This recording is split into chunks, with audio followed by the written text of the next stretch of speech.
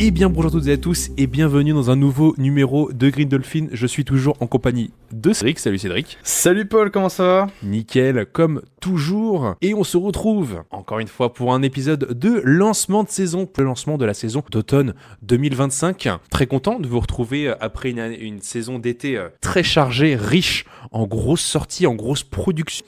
Et aussi chargé en grosse merde, étonnamment. Il y avait un peu de tout.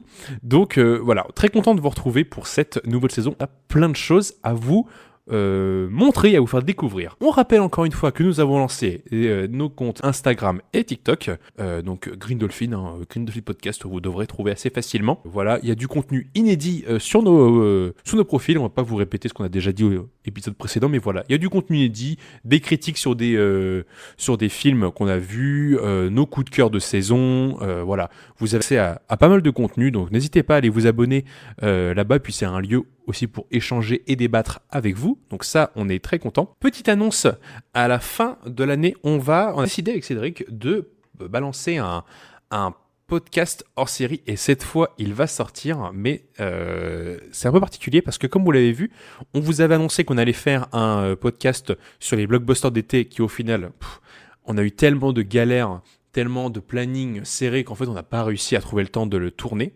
Déjà qu'on a galéré à pouvoir tout tourner juste pour les saisons, c'était compliqué, donc c'était galère.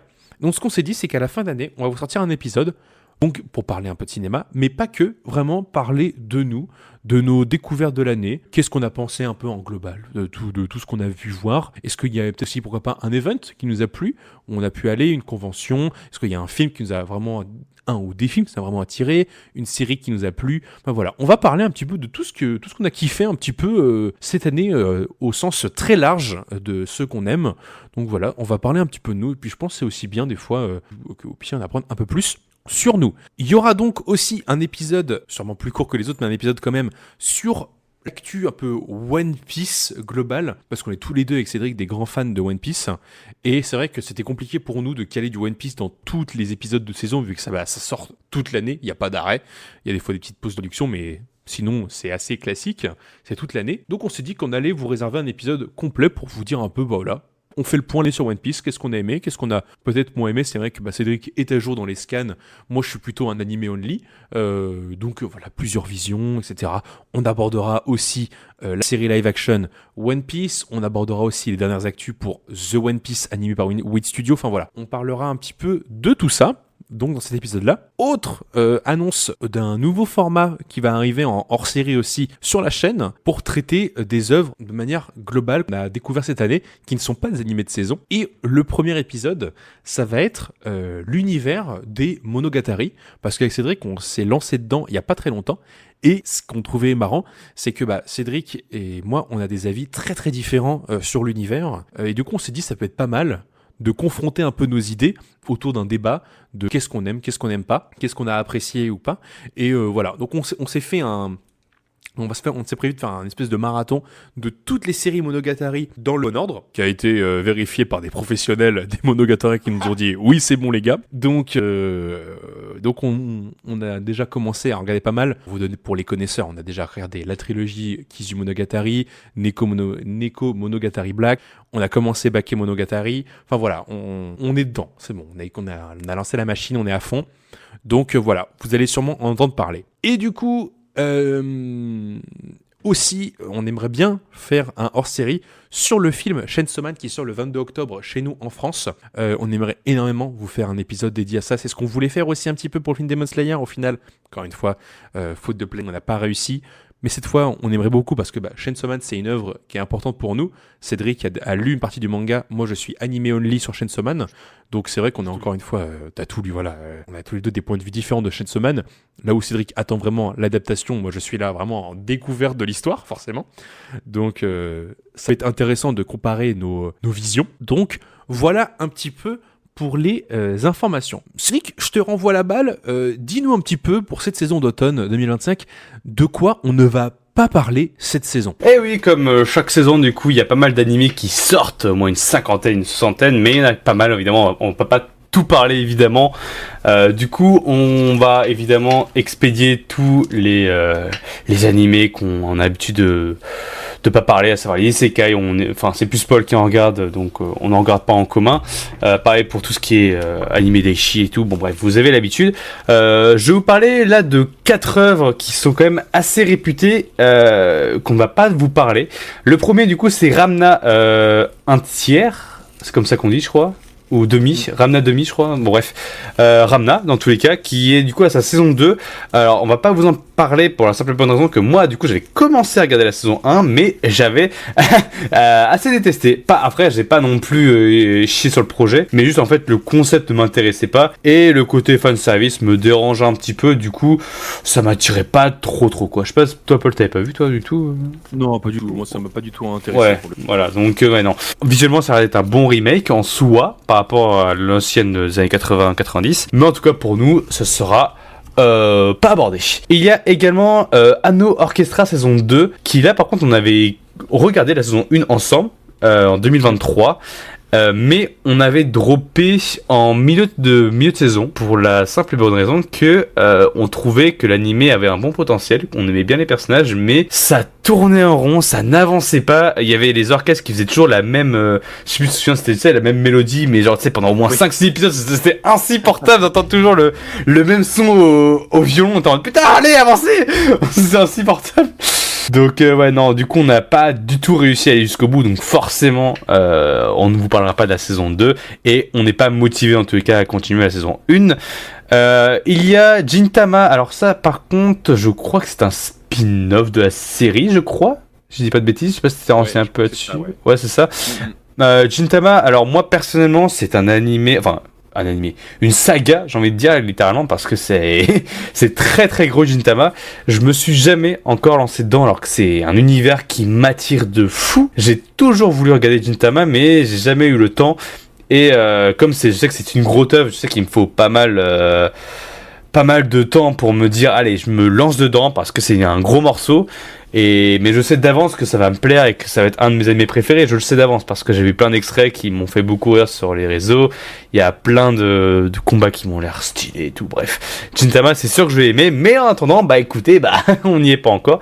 Toi Checkpoint t'avais regardé, je crois, Gintama vite fait? Ouais, moi j'ai vu la saison 1 qui a un peu moins de 100 épisodes je crois, un truc du genre.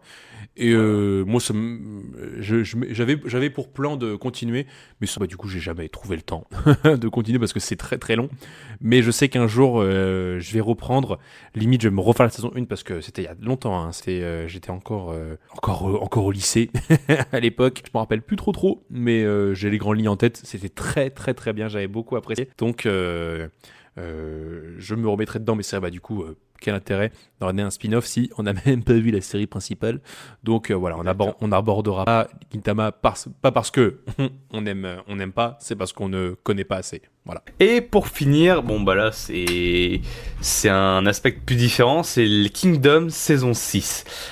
Kingdom, c'est un peu compliqué quand on parle de l'anime Kingdom parce que je sais que l'adaptation Kingdom est assez catastrophique, mais le manga lui par contre est apparemment exceptionnel. Moi j'avoue je me suis jamais lancé dedans parce que encore une fois c'est extrêmement long Kingdom, même si je sais qu'un jour pareil je vais me lancer dedans parce que je sais très bien que je passe à côté d'un gros morceau, je le sais très bien, mais du coup l'adaptation animée je sais qu'elle est un petit peu méprisée par les fans. Mais je crois qu'elle avait arrêté d'être diffusée pendant au moins 4-5 ans et puis après ça avait repris. Donc au cas où si jamais vous êtes un anime de niche, la saison 6 arrive. Après je sais pas ton rapport avec toi Paul, c'était quelque chose sur Kingdom. Moi Kingdom, j'ai lu le manga, je trouve ça excellent, c'est un de mes mangas favoris, j'adore Kingdom au même titre que Berserk ou Monster, j'adore. Et c'est vrai que ouais, la saison 1 même la saison 2, c'est assez cata, horrible visuellement. C'est comme Berserk de 2016, CGI femme, c'est dégueulasse, vraiment c'est regardable. Et je sais qu'aujourd'hui, apparemment, l'animé va beaucoup mieux. Apparemment, c'est beaucoup plus joli, beaucoup plus regardable. Il s'aime des fois très bien, apparemment. J'ai vu des extraits de scènes qui sont vraiment chouettes. Donc, ça s'est réparé avec le temps. Bon, tandis que Berserk est mort dans son caca. Donc voilà, moi, du coup, j'ai pas forcé à regarder l'adaptation animée.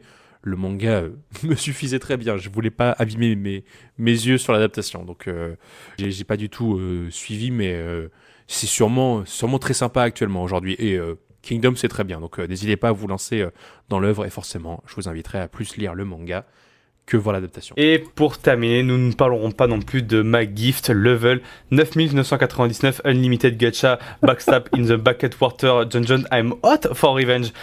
Parce que ça m'a l'air quand même pas si foufou. Et puis le titre est un peu chiant à prononcer, donc est-ce que t'as vu l'épisode McGift Level? Voilà, on n'en parlera pas, désolé. Bref, allez, on perd pas de temps, on va directement enchaîner avec le plus gros animé de cette saison. Et encore, pas sûr de l'info, mais quand même, faut que ce soit parlé. On va parler de One Punch Man saison 3. ガロって野郎を見つけ出してぶん殴ってやる。Alors, One Punch Man, c'est assez compliqué de parler de ce mastodon. Donc, à la base, One Punch Man, c'est un manga qui est sorti en 2009 par le mangaka One, donc sous format numérique à la base, sur son propre site web je crois qu'il fait encore la diffusion sur son propre site web, je ne sais plus, j'ai plus l'info. Mais en juin 2012, du coup, One Punch Man sort en manga officiellement, mais à la différence près que, le truc avec One, c'est que il fait des très bonnes histoires. Alors, il a fait également Mob Psycho, que je parlerai après. Mais le petit problème de One, c'est pas des dessins très marquants, c'est vraiment très amateur pour le coup des fois. Pour le coup, c'est vraiment au niveau scénario que c'est vraiment intéressant ces histoires, plutôt que sur le côté art, design, tout ça. Donc, donc Yusuke Murata, donc dessinateur sur H-Shield 21 notamment, qui s'occupe des dessins du manga. Donc évidemment, si vous avez lu H-Shield 21, vous savez que c'est des planches tout simplement extraordinaires. Murata, c'est un excellent dessinateur, et du coup, le voir aller sur One Punch Man, ça fait très plaisir. Et pour avoir lu le manga de mon côté, et même être à jour sur le manga, autant vous dire que c'est une énorme claque visuelle. Moi, je l'ai lu en format numérique, pas en manga, je vous avoue. Mais le nombre de screenshots que j'avais pris à l'époque quand j'avais lu le manga, tellement que je trouvais les planches magnifiques, c'était incroyable. Et du coup, forcément, l'animé devait apparaître au bout d'un moment. Donc, en 2015, Madhouse adapte les premiers chapitres de One Punch Man. Et du coup, succès international, on s'en souvient tous, One Punch Man, ça a vraiment marqué une grande partie de la Japanimation. La chorégraphie de combat était magnifique, les musiques étaient extraordinaires. Il y a même la VF qui a marqué tout le monde, parce que c'est Orelsan qui a fait la voix de Saitama. Même l'univers a été vraiment bien intégré, bien exploité, tout ça. Bref, l'animé One Punch Man était une petite pépite qu'on s'en souviendra tous. Et après, 4 ans plus tard, la saison 2 débarque, sauf que ce n'est pas Madhouse qui s'en occupe, c'est JC Staff, qui pour le coup, et là ça fait du mal à le dire, mais ils sont mis quand même une grosse balle dans le pied, parce que forcément la comparaison est là, et l'animé de 2019 est vraiment en dessous de la saison 1. En même temps, JC Staff, ils sont pas connus trop pour faire des animés de combat. Ils ont fait Food Wars, Prison School, et même cette année par exemple ils ont fait Honey Lemon Soda. Donc pour le coup, ouais, ça a été grosse douche froide pour la deuxième saison de One Punch Man. Donc forcément, la saison 3, c'est encore eux qui s'en occupent, et là ça fait 4 ans aussi qu'il y a eu pas de nouvelles. Il y a eu une affiche qui avait popé il y a 2 ans, mais on a eu zéro information dessus. On a juste eu cette affiche, une bande-annonce de quelques secondes il y a quelques mois. Là, il y a une semaine, on a eu une bande-annonce, et on a eu un tweet je sais plus, d'un animateur, je crois, qui a dit « S'il vous plaît, ne venez pas harceler 2 animateurs ». Bref, quand il y a eu ce tweet-là qui est tombé, on a fait bon, on sait déjà d'avance que One Punch Man, là, ça va pas être top encore une fois. Et justement, c'est marrant parce qu'au moment où on enregistre, le premier épisode est sorti il y a même pas quelques minutes, on n'a pas encore eu le temps de s'y pencher, mais je crois que c'est un épisode récap dans tous les cas. Mais ouais, moi, étant un très grand fan du manga, j'ai peur forcément de voir l'animation de cette saison 3, parce que moi, pour avoir lu le manga, je sais ce qui se passe. C'est pour moi inadaptable ce qui va arriver avec tout le combat contre Garou. C'est impossible qu'ils réussissent à faire un truc au niveau du manga, mais évidemment après c'est encore le truc d'adaptation, forcément ils peuvent pas faire comme le manga, évidemment ça peut être aussi très sympathique, on l'a bien vu avec Sakamoto Days. On va voir ce que ça va donner. Je sais pas toi, Paul, c'était quoi tes représailles dessus, mais... Alors moi, One Punch Man, du coup, moi j'ai pas lu le manga. Je suis beaucoup moins hype que toi, du coup, sur ce qui va arriver. J'ai aucune idée de ce qui se passe en plus dans le manga, donc je vais vraiment découvrir ça. Moi, j'ai pas vraiment de hype. J'avoue que forcément, j'avais été un petit peu déçu par la saison 2 en termes de qualité. Parce que voilà, personne ne peut imiter le style de Madhouse, clairement. J'avoue que j'ai pas spécialement de hype. Je ne l'attendais pas. Je me suis jamais dit quand est-ce qu'il viendra cette saison 3. Moi, pour le coup, je m'en foutais un petit peu. Je suis curieux de voir. Je sais que aujourd'hui, à l'heure qu'on tourne, l'épisode 1 est sorti aujourd'hui. Donc j'ai hâte de découvrir ça après l'enregistrement, voir un petit peu qu'est-ce qu'il nous réserve. Mais voilà, pas plus d'attente que ça. Je vais me laisser porter par le truc. Vous connaissez mon avis sur JC Staff, c'est un studio que j'apprécie pas non plus de malade, au même que TMS. Enfin, c'est des studios que j'ai un peu de mal parce que je trouve que c'est souvent beaucoup de fainéantise visuelle et technique. Donc ça me fait peur. Et puis en plus, si Cédric me dit que il y a des trucs qui vont être particulièrement inadaptables, surtout au vu de la qualité de JC Staff, ça fait peur.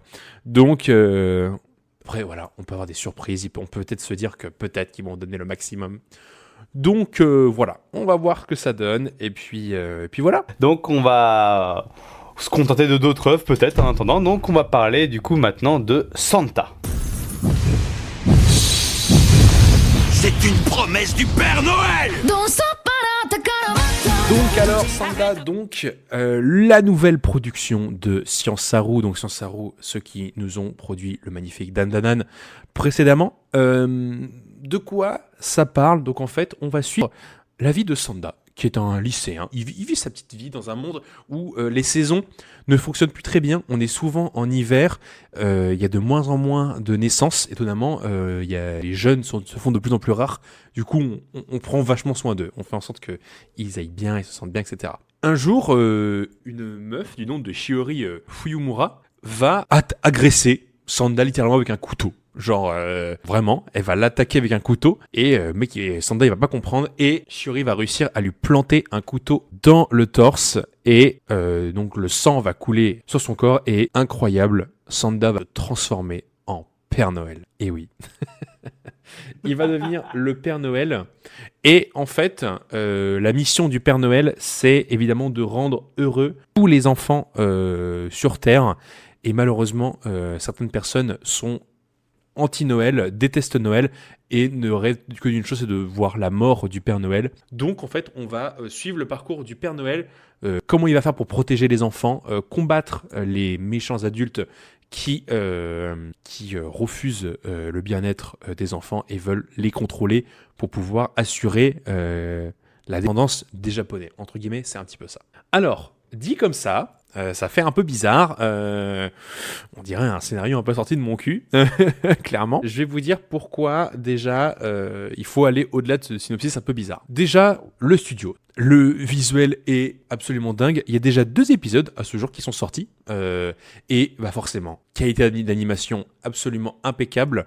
Ils prennent la patte graphique du manga, qui est déjà très tranché, et il se l'approprie mais tellement bien qu'en fait on se retrouve avec un animé qui a une patte artistique ultra tranchée, ultra originale. Je trouve qu'il y a un côté un peu Tim Burton, les espèces de grands yeux avec les toutes petites pupilles, tout le monde a des visages très squelettiques, c'est vachement, il y a vachement ce côté-là, il y a un côté Tim Burtonesque à fond. Donc déjà voilà, sur le plan technique on est déjà bien rassuré.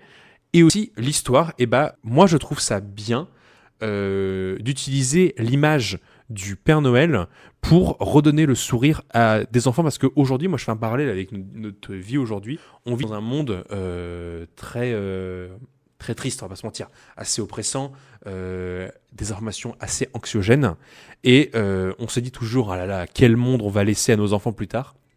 Et je trouve que utiliser la figure du Père Noël pour venir redonner sourire à tout le monde et mettre des grands points dans la gueule des connards de mecs de 80 ans qui veulent nous apprendre la vie, et bah je trouve que c'est une excellente idée puisque c'est littéralement ce qu'il se passe. C'est voilà le Père Noël qui est super musclé, petite barbe impeccable et qui met des grandes patates dans la bouche de mec qui veut contrôler les enfants et bien les mettre dans le système comme eux ils veulent que ça soit. Et je trouve que c'est extrêmement bien utilisé. Les 2 premiers épisodes m'ont convaincu complètement. C'est drôle, c'est impactant, c'est visuellement impeccable comme je l'ai dit. Sansaro nous régale. Et vraiment, j'ai vraiment envie de savoir la suite. Il y a l'air d'avoir une histoire avec plein de mystères. À la fin de l'épisode 2, on se rend compte qu'il y a une espèce de police anti-Noël qui pour eux, voilà... Noël, ça appartient à un monde, que ça bride l'esprit des jeunes et que ça empêche le bon déroulement de leur plan de mettre les gens dans des cases. Et voilà, le Père Noël, il est là pour sortir des cases tous ces enfants et leur redonner le sourire. Donc, moi, je dis oui pour Sanda. Je suis déjà charmé par ce titre. Moi, juste à ajouter une petite précision, c'est que la créatrice de l'œuvre, du coup, c'est Paru Itagi, qui a également fait Beastar dans le passé. Donc, si vous avez bien aimé Beastar, et ben en gros, c'est la même créatrice. Et Beastar, c'est très sympa, donc au cas où, voilà. Du coup, on passe à la suite. On passe à Tatsuki Fujimoto 1726. その者人の心を持たずにゃーナユタはみんなとは世界の見え方が違うのかも。Je suis très très très content que ce projet existe, qui a été annoncé en plus il n'y a pas si longtemps que ça. Comme vous le savez, là on l'a déjà expliqué en début d'épisode, il y a le film Chainsaw Man, l'arc de Rézé qui va débarquer, et moi je suis surhypé par ce film parce que pour avoir lu le manga, c'est un arc que j'aime beaucoup. Et moi ce qui me plaît encore plus, c'est que l'arc qui vient encore après est pour moi l'un des meilleurs arcs de Chainsaw Man. Donc là je suis encore plus hypé, surtout par la saison 3. Mais du coup ils nous ont fait une petite surprise, c'est que on a le film Chainsaw Man, et en plus de ça on nous balance un petit animé de 8 épisodes par rapport au one shot de Fujimoto au tout début de sa carrière. Donc comme son nom l'indique, du coup 17-21, c'est qu'en gros il a fait ses one shots de 17 à 26 ans. Alors il a édité 2 mangas, donc 17-21, et après il a fait Fire Punch, et après il a fait 22-26, et après il a fait Chainsaw Man, tout ça quoi. Après Goodbye Eri et Look Back. Donc on a déjà eu Look Back l'année dernière justement, qui était excellent. Du coup il manque plus que Fire Punch, Goodbye Eri, et on aura 100% de Fujimoto adapté. Donc moi ça me met en joie parce que j'adore Fujimoto, j'adore son travail, et notamment 17-21 et 22-26 sont 2 mangas que j'apprécie énormément. Donc l'anime va donc adapter 8 one-shots de Fujimoto. Et du coup, comme on va en parler tout à l'heure, c'est le même concept que Star Wars Vision. C'est-à-dire qu'on va avoir non pas 8 mais 6 studios, parce qu'il y aura un studio qui va faire 2 épisodes, qui vont du coup adapter les 8 one-shots tout simplement de Fujimoto. Pour donner un petit peu envie sur certains one-shots, il y a notamment les 3 premiers épisodes qui pour le coup m'attire le plus, parce qu'il y en a un, c'est donc ça s'appelle Un couple de poules gloussantes, qui est fait par un studio que je connais pas, donc c'est Zex, et c'est par contre le réal Seishiro Nagaya, qui est notamment l'animateur clé du film Chainsaw Man justement, mais également il a bossé sur Takopi Original Sin qu'on a déjà parlé dans la saison d'avant, Keep Your Hand Off Eizouken, One Punch Man saison 1 et Durahara. Donc autant vous dire que celui-là je l'attends impatiemment. Le deuxième épisode, c'est Sasaki a arrêté une balle, qui est le studio qui est derrière Shushumin justement. Donc Shushumin, même si je suis pas très très fan, ça reste quand même techniquement impeccable, et c'est également le même directeur artistique du film One Piece 6, qui est pour moi l'un des meilleurs films One Piece sans trop de débat.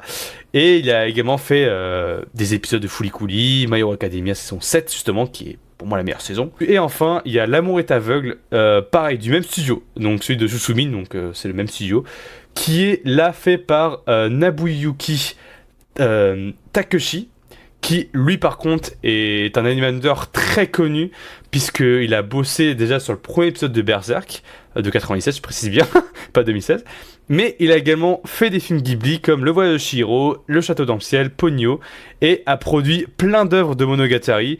Il a fait Les Enfants du Temps, il a bossé même sur Shoshimin. Bref, c'est en plus L'amour est aveugle est un excellent one shot, donc j'ai très très hâte de le voir. Et après, les autres one-shots, du coup, sont faits par d'autres studios qui sont assez sympas, mais on en parlera du coup au moment où ça sortira, évidemment, pour pas non plus trop vous dire d'informations. Juste l'épisode 5, Mermaid Rhapsody, est l'un de mes one-shots préférés, et j'espère vraiment qu'il sera très très bon, parce que je l'aime énormément celui-là. J'ai très très hâte du projet, ça sort bientôt. Sur quelle plateforme par contre, je ne sais pas. Prime Video, donc franchement, allez regarder ça, parce que déjà, allez voir le film Chainsaw Man, parce que je suis sûr et certain que ça va être excellent. Mais allez vous tenter à Tatsuki Fujimoto 1726, parce que c'est très très bon. Il y a juste, allez, un one shot que je trouve pas si foufou, c'est le dernier épisode, c'est Sister, qui va faire débat, je pense, surtout parce que il aborde un sujet qui peut être malsain, mais qui en même temps parle quand même d'un gros truc, donc dans tous les cas, on vous en parlera quand ça sortira, mais en tout cas, foncez-y parce que ça va être exceptionnel. On passe à la suite, on passe à Disney Twisted Wonderland.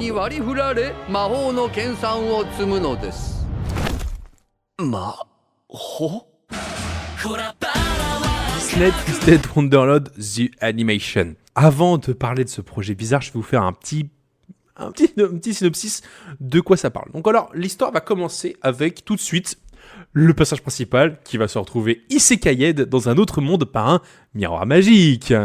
Wouh! Oh, wow! Un isekai, yes! Et donc, il va atterrir dans une école de magie nommée la Night Raven College. Et il va se voir offrir la protection du principal masqué de l'école. Qui est-ce? Je ne sais pas. On verra. Et en fait, en allant dans l'école, bah écoute, ce jeune homme en fait va apprendre à connaître les étudiants, comment l'établissement fonctionne, et en parallèle, il va quand même essayer de trouver un moyen de rentrer chez lui. Bon, quand un isekai s'appelle Disney Twisted Wonderland, moi je m'attendais à voir un mec qui va juste un peu à la Kingdom Hearts rencontrer plein de personnages Disney qu'on a vu dans des films d'animation, etc. Et j'étais en mode, mais oui, moi c'est ce que je veux voir, je veux consommer ça. J'ai l'impression que c'est pas trop le cas, que c'est pas trop la marchandise. Il y a pas trop de personnages Disney en fait. C'est con parce que quand même c'est quand même Disney qui le produit et ils ont les droits quand même sur leur propre saga, donc ça aurait pu être cool. Mais apparemment non, on n'en verra pas la couleur, donc je suis juste curieux. Si c'est pas ça, mais alors qu'est-ce que vous voulez nous raconter au travers de cette histoire, bande de fous? Qu'est-ce que vous voulez nous faire raconter, quoi? En fait, moi, à la base, je sais très bien que les isekai, je chie ouvertement à la gueule de ce genre, mais je me dis, qu'est-ce que Disney va faire avec du genre du isekai? Parce que je me dis pareil comme toi, je me dis putain, ça se trouve, ils vont mettre des personnages Disney, surtout je crois qu'il y avait des visuels qui montraient des décors de Alice au Pays des Merveilles. Donc je me dis, oh là là, mais qu'est-ce que c'est que ça? Mais je sens que ça, du coup moi ça m'a beaucoup intrigué, donc, mais je sens que ça va être droppé. De toute façon, sur tous les animés que j'ai mis dans ma watchlist, il y avait que celui-là où je sens qu'il sera potentiellement droppé. Parce que je me dis, faut bien un petit nanar qui traîne, d'être par ici par là. Donc je me dis, je m'attends à tout et à rien avec celui-là. Donc je suis juste ultra intrigué que Disney fait ça. Donc on va voir ce que ça va donner, hein, clairement. De toute façon, en fait, on se rend compte qu'aujourd'hui, les grandes boîtes de studios de cinéma s'essayent un peu des fois à mettre leur licence dans des isekai. On a vu la Warner qui a fait ça avec DC, avec Isekai Suicide Squad. C'est pas ouf. C'était pas ouf du tout. Là, c'est Disney qui s'essaye avec ça. On va voir. C'est quoi la suite? Est-ce que Amazon va avoir son propre isekai aussi bientôt? Par contre, rien à voir, mais il y a eu un animé d'annoncé sur Duolingo. Ça n'a rien à voir. Oui, j'ai vu ça aussi. Oui, putain. C'est n'importe quoi. Non, mais oui, hein, aujourd'hui, il y a de tout et n'importe quoi. Donc, bref, on va voir ce que ce Twisted Wonderland a à nous offrir. Mais oui, comme a dit Cédric, si c'est de la merde, ça dégage. Ça dégage. On va rester dans le burlesque, parce que je vais vous parler de le remake de Katai.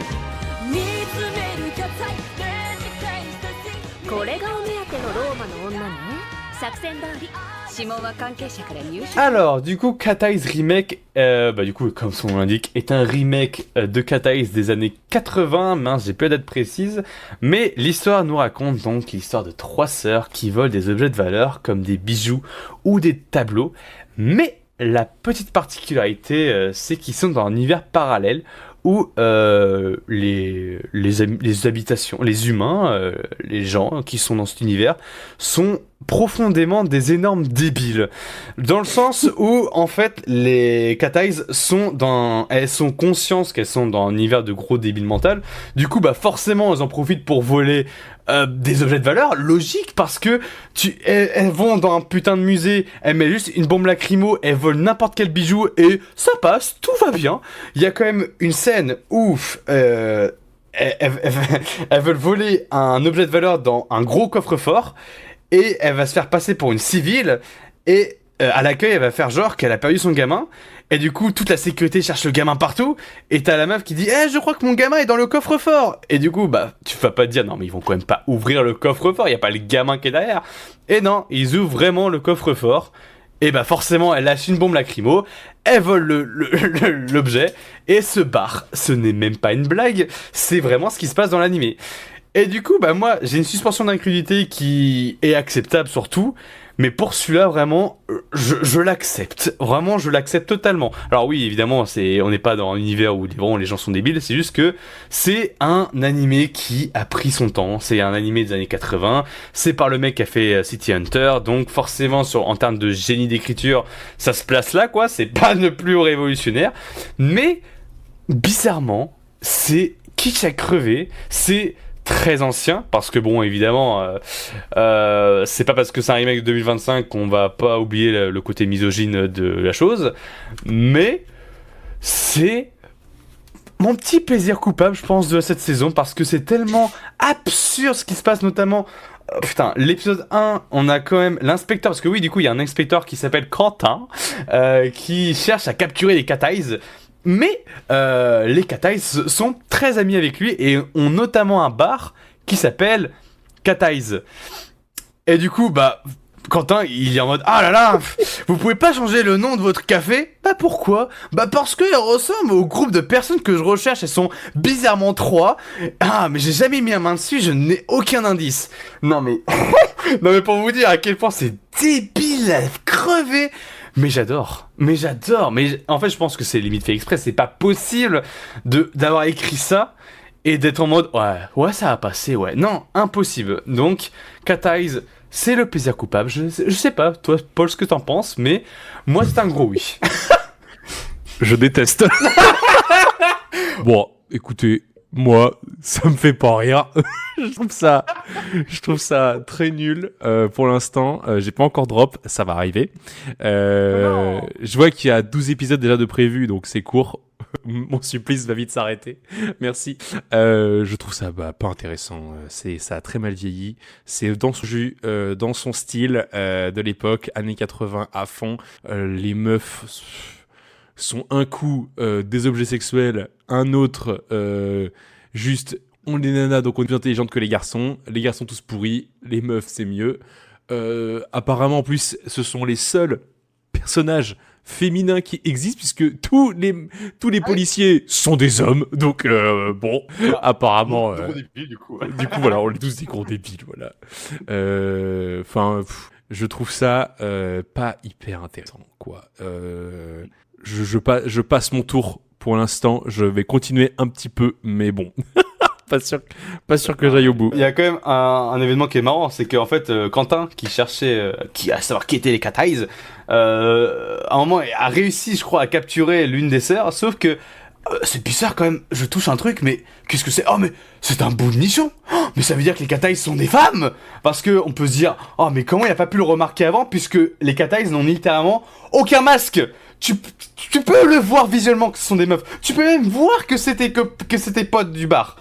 Bref, c'est tellement débile que j'adore. Mais franchement, Leiden Film qui s'abonne aux productions de merde. Hein. Franchement, entre ça, Call of the Night, Detective 6 Days or Crazy, ou l'horrible Please Put Them On Takami-san là.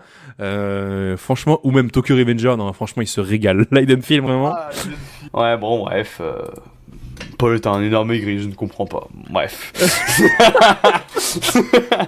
Bref, en tout cas, bon, bah, vous pouvez essayer de jeter un coup d'œil, peut-être que ça peut vous plaire, peut-être que vous avez détesté. En tout cas, on vous encourage, on va dire, à aller voir Katais pour vous faire votre propre avis. Du coup, on enchaîne avec Kashi Akuta. Partie 2. Donc alors Gachakuta, donc on vous en a déjà parlé en long, en large et en travers dans les épisodes précédents, notamment l'épisode de fin de saison d'été 2025. On va pas vous refaire notre avis sur Gachakuta, on vous laisse aller voir l'épisode de fin de saison d'été. Non, on va juste revenir sur l'épisode qui est sorti du coup la semaine dernière, au moment où on enregistre, sur le personnage de Amo, qui a été développé dans le dernier épisode. Donc attends, on va spoiler ce qui s'est passé dans le précédent épisode. Moi je veux dire que j'ai vraiment été impressionné par la mise en scène de ce que ça veut nous raconter. Ça parle de sujets durs, qui est le V-Word.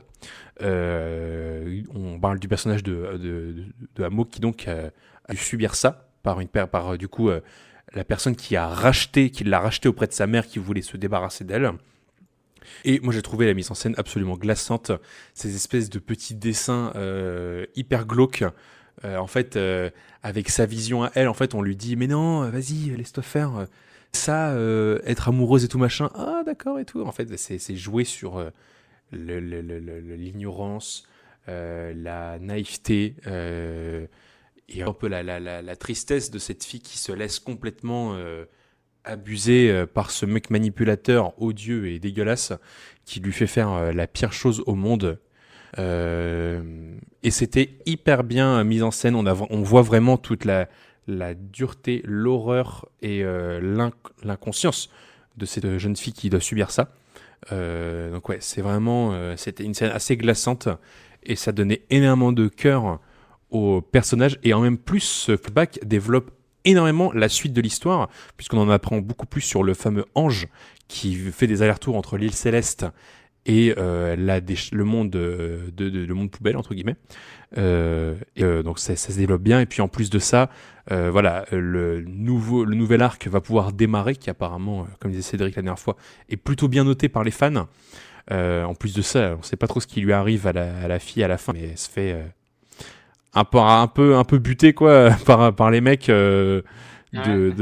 précédemment qu'on a vu. Donc très très très très très hâte de voir ça maintenant.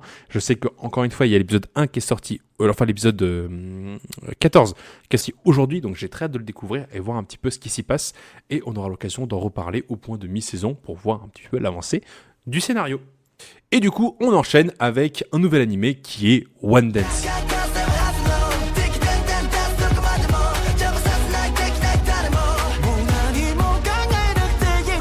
Alors du coup, One Dance, on y retrouve le personnage de Kabuto Kotani, qui commence sa première année de lycée et prévoit du coup durant cette année de rester très discret et de pas trop attirer l'attention sur lui, car il a du mal à s'exprimer puisqu'il a un bégaiement. Il en a assez honte et il ne veut pas trop se faire démarquer de la foule pour éviter tout type de harcèlement, etc., ce qui peut être compréhensible. Et un jour, il voit une lycéenne nommée Ikari Wanda qui danse de façon assez déchaînée, voilà, et en ignorant totalement le regard des autres. Et tout de suite, Kabuko s'interroge et se demande si un jour il pourrait être aussi libre qu'elle. Et du coup, il remarque également que la danse a toujours été une de ses passions, mais sauf qu'un jour, quand il était plus jeune, il avait fait de la danse filmée, montrée à ses camarades, sauf que tout le monde s'était moqué de lui. Du coup, il avait arrêté cette passion, on va dire. Et du coup, il se rend compte que danser permet du coup de vraiment s'exprimer, mais sans parler évidemment, puisque tu fais de la danse, mais du coup, s'exprimer à travers la danse directement. Et il va donc s'inscrire au club de danse de son école. One Dance, c'est un animé que je suis très content de voir parce que c'est un sujet déjà de 1 qui me touche énormément. Parce que du coup, même si sur le papier c'est un type d'animé où on retrouve un personnage avec un handicapé qui va essayer de se déterminer en mode Kaizen pour aller le plus loin possible, etc. machin. Donc on peut dire que sur cet aspect-là c'est assez classique, mais j'avoue que pour le bégaiement, j'ai un petit affect j'ai un petit affect avec ces œuvres qui adaptent ça. Il y a notamment eu l'année dernière un film qui en parlait, ça s'appelait Le Panache avec José Garcia justement, où en gros c'était une personne bègue qui devait faire Cyrano de Bergerac, qui était vraiment un film qui m'avait beaucoup marqué, qui m'avait beaucoup touché également. Donc, et du coup, même le bègue, je savais que ça existait évidemment, mais j'avais jamais vu des personnes avec un bègue et tout, donc je savais pas trop comment ça se présentait. Et je trouve que l'animé adapte très bien une personne bègue, évidemment, et tout le côté justement où il a peur de s'exprimer, etc. C'est quelque chose qui est vraiment présent chez ces personnes-là, et c'est vrai que c'est très difficile pour elles. Et du coup, cet aspect de la danse un peu rurale, etc., ça peut être vachement vraiment intéressant à suivre. Il y a juste, bon, forcément les passages de danse sont faits en 3D, et j'avoue que, bon, bah, on a vu Medialist au début d'année qui était magnifique en termes de 3D, bon, bah là c'est un petit peu mou du genou, quoi, on va pas se le cacher, c'est pas très très joli, alors que pourtant, ça reste quand même le Madhouse qui adapte ça, donc Madhouse ils sont connus évidemment pour faire de la belle animation, mais après bon je dis c'est très très beau hein, l'animé justement en passant, mais c'est juste que l'aspect 3D je le trouve pas top, mais en tout cas voilà, j'ai hâte de voir l'évolution de ce personnage, comment ça va se dérouler, toutes les intrigues qui va être développées en tout cas, donc moi c'est un sujet qui me touche beaucoup, donc on verra ce que ça donne. On va enchaîner avec Star Wars Vision volume 3.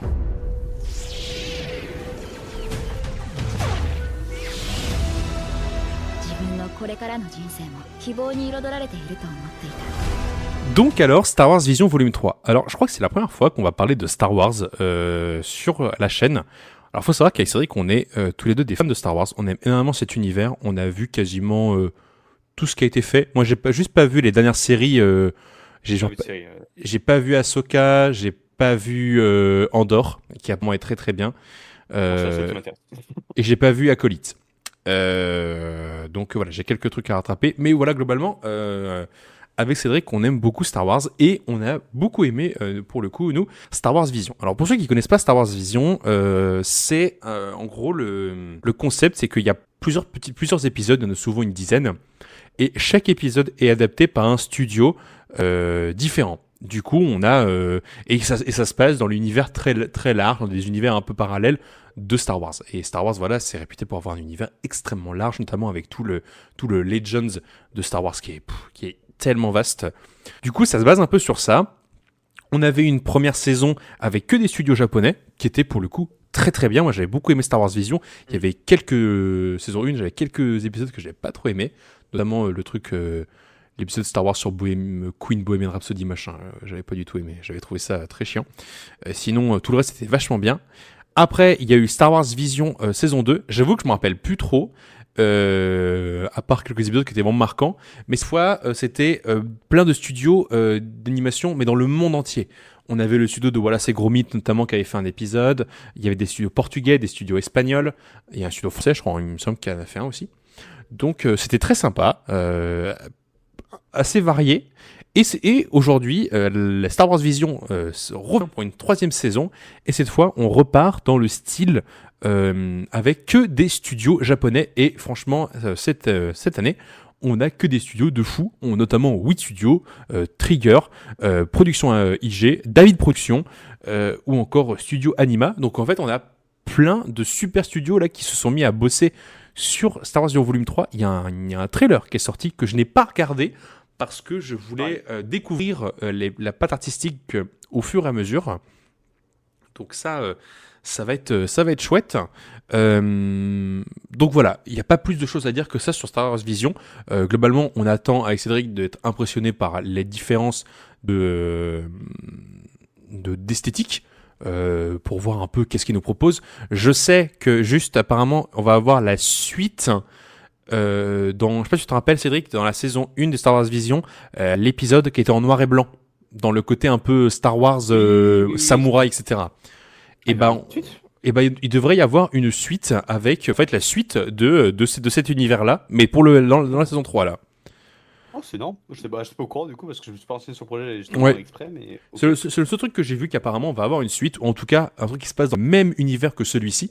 Donc ça va être chouette. Donc voilà, très très hâte de découvrir Star Wars Vision volume 3 sur Disney+, bien évidemment. Et ça sort un peu en décalé. Et juste précise quand même, parce qu'il y a, je pense, 2 épisodes aussi qu'il va falloir qu'on retienne bien. C'est l'épisode 9 et l'épisode 4. L'épisode 9 parce que c'est l'animateur clé de Ping Pong, Redline, Le Vent se lève, Akira, et surtout celui qui avait fait le Gear 5 de Luffy, qui était vraiment un épisode magnifique. Et l'épisode 4, c'est Masikoto Otsuka, qui a tout simplement écrit le script de Cyberpunk Edge Runner, qui est un de mes animés préférés de la décennie, encore une fois. Donc pour le coup, ces 4 là, enfin les 2 là, je veux dire plutôt, c'est vraiment être ceux que j'attends le plus, en tout cas de mon côté. Parce que je me suis au moins renseigné sur ça pour quand même me hyper encore plus. Et ouais, non, là, j'étais vraiment très très hâte parce que j'adore ces espèces d'animés où il y a plein de studios qui se rassemblent pour pour se concentrer sur un univers et tout. Franchement, j'adore. On va donc enchaîner avec Turning After the Apocalypse. もうダメかと思ったでもすごかったね Alors, donc, l'animé, alors c'est très simple, donc ce sont 2 amies, voilà, qui se promènent dans des endroits assez célèbres du Japon en moto. Elles viennent admirer le mont Fuji depuis Yakono et pêchent sur un pont de Yokohama. Et voilà, bref, elles font un petit peu un road trip, voilà, donc c'est un animé très sympa, juste un tout petit détail, c'est que en fait on est dans un monde post-apocalyptique, c'est-à-dire que la fin du monde a eu lieu et que tout s'est effondré et du coup on va suivre un peu le périple de ces deux gamines. Alors j'ai pas tout compris parce que moi j'ai vu les 2 premiers épisodes, du coup si j'ai bien compris, en gros elles suivent la destination, je crois, de la sœur du personnage principal par rapport aux photos qu'elle a prises, bref, et ils retournent aux endroits où elle a été. Je crois que c'est un peu ça la base du truc, il me semble. Et voilà. Ah, du coup, cet animé-là, j'avoue que le concept sur le papier me plaisait bien. Mais encore une fois, j'ai une petite réticence avec, c'est que, comme j'avais expliqué dans l'épisode précédent de la saison dernière, par rapport à Camping for Two, c'est-à-dire que moi, cet animé-là, je voyais aussi pareil comme un animé avec un bon concept, et du coup, forcément, j'espère que tout ce qui est paysage et musique soit vraiment libéré, qui prennent de la place. Et malheureusement, ce n'est toujours pas le cas. Donc, j'avoue que c'est un animé que je trouve très sympa à suivre, hein, pour le coup, pour l'instant en tout cas.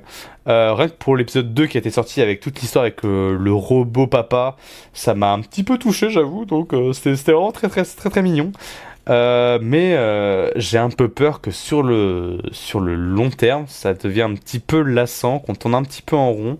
Et en fait, je vois pas le propos qu'il veut essayer de nous dégager. Donc, on verra ce que ça donne. Surtout que, en gros, je le spoil parce que c'est pas vraiment un gros spoiler. En gros, du coup, elles sont 2 filles, mais sauf que l'une d'entre elles, du coup, c'est une androïde. Ou robotique. Enfin bref, on sait pas encore pourquoi elle est là, ce qu'elle fait, pourquoi elle accompagne une androïde et tout. Donc il y a encore plein de questions en suspens qu'on va découvrir. Donc j'avoue que ça m'intrigue un peu. Et c'est marrant parce que ça me rappelle quand même, du coup, l'animé qu'on avait regardé, Hotel Apocalypse, je crois, c'était ça le nom, qui était pareil dans un monde post-apo, etc. Et c'est marrant parce que les décors ils se ressemblent vraiment beaucoup. Donc on a vraiment l'impression que ça se passe dans le même univers et tout. Bon, c'est post-apo évidemment, mais c'est vraiment les mêmes décors, la nature qui reprend de la force sur la ville, etc. Du coup, t'as vraiment des plans assez sympas, mais encore une fois, ça passe un petit peu trop vite, c'est un petit peu dommage. Et on vous en parlera juste après, mais il y a un animé qui est quasiment similaire sur le synopsis, donc on vous en parlera après, mais c'est quand même assez intriguant, voilà. Et je tiens juste à faire une petite parenthèse. Moi, j'ai une vraie réticence parce que c'est un sujet où je suis assez intraitable là-dessus. Pour ça, j'ai un peu peur. Je sais pas si je continue ou pas. Mais en gros, l'auteur de Turning After the Apocalypse, Sakae Saito, est à la base un auteur de hentai, globalement. Il en a fait une chier. Mais genre une chier. Et des trucs très, très douteux. Donc, je suis pas allé voir plus loin que ça. Je vais voir ça tout de suite. Du coup, moi, je suis assez réticent avec ces auteurs-là. Alors, je sais que certains font ça pour pouvoir de la finance derrière et produire les mangas qu'ils ont vraiment, du coup, envie de faire. Et il y a souvent un but lucratif et financier. Bref, je garde ça en tête parce que je trouve ça important en termes d'éthique de savoir je consomme quoi de qui, en gros. Et j'avoue que moi, ça me freine toujours un petit peu parce que ça me met très très mal à l'aise. Du coup, j'espère, en tout cas, dans mon visage, ne voir aucun signe qui pourrait s'apparenter à ça. Parce que du coup, si jamais je vois des signes, forcément, tu fais vite la connexion avec le reste de son art, si on peut appeler ça de l'art. Et donc voilà, je tenais juste au cas où si certaines personnes ont aussi, comme moi, des positions un peu similaires sur le sujet. Voilà. Très bien. Et bien du coup, on passe à la suite. On passe à Digimon Beat Breaker.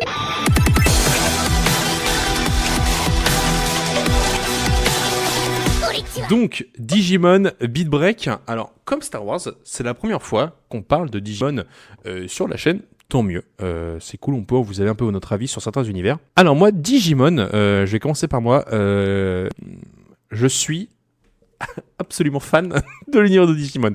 Moi, j'adore toutes les adaptations animées de Digimon. J'ai vu toute première saison de Digimon, j'ai vu la deuxième. J'ai regardé pas mal de films Digimon, notamment les Digimon Adventure en film là, avec les chapitres 1, 2, 3, 4, 5, 6, 7, 8. J'ai vu le remake de Digimon Digital Monster. Donc voilà, j'ai vu pas mal de choses de Digimon.